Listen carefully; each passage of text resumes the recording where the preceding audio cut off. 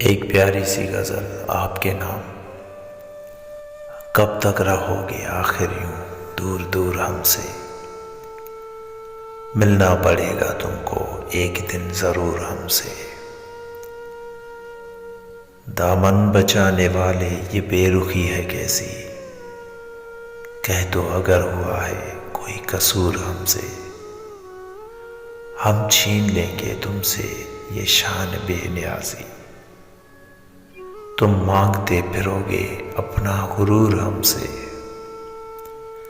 हम छोड़ देंगे तुमसे यूं बातचीत करना, तुम पूछते फिरोगे अपना कसूर हमसे।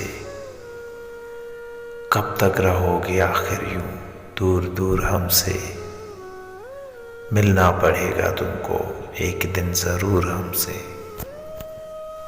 वही फिर मुझे याद आने लगे हैं जिन्हें भूलने में ज़माने लगे हैं। वो है पास और याद आने लगे हैं, मोहब्बत के होश अब ठिकाने लगे हैं। सुना है हमें वो भुलाने लगे हैं, तो क्या हम उन्हें याद आने लगे हैं। हटाए थे जो राह से दोस्तों की, वो पत्थर मेरे घर में आने लगे हैं।